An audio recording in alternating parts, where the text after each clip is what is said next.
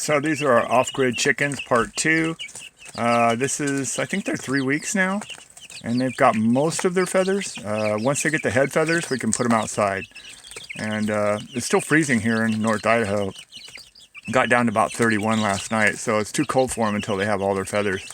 And then I'll transition them. I will put them outside during the day when it's warmer, maybe in the 50s, and then bring them in at night, and then just, get them conditioned to being outside in the cold. I'm not just going to stick them out there on a freezing night. So, and hopefully the freezing nights will go away. So maybe 1 or 2 more weeks, and they're actually outgrowing this cardboard box at this point.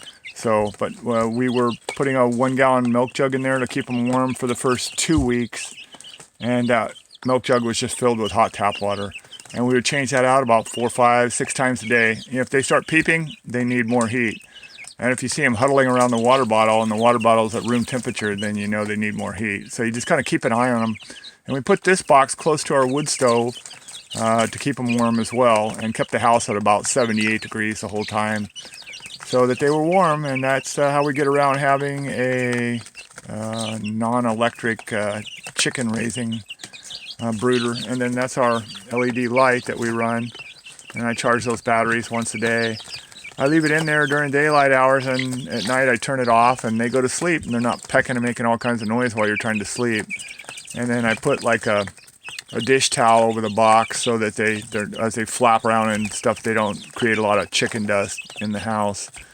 You could use cheesecloth or something, would work. A couple layers of cheesecloth. That'll keep the dust down and keep it ventilated. And then you got to change that straw probably every 2 days, because they'll spill the water and take bird baths in the water and get it wet, and then you got to change it to keep them healthy. So that's it. And we feed them chick grit, which is little tiny stones or pebbles for baby chickens, and then whole grain from our big chickens, and they fight over it. You can see they're fighting over it, and they're growing healthy. And the real grain doesn't give them pasty butt like the baby chicken medicated food does, and they are super healthy. And then the chicken grit is what they need to digest it, so they have to have grit if you give them whole grain. And the grain's crushed up pretty good size. It's like the size of small little grains of sand, so it's easy for them to eat. And I just fed them, and you can see them fighting over it, so they love that grain.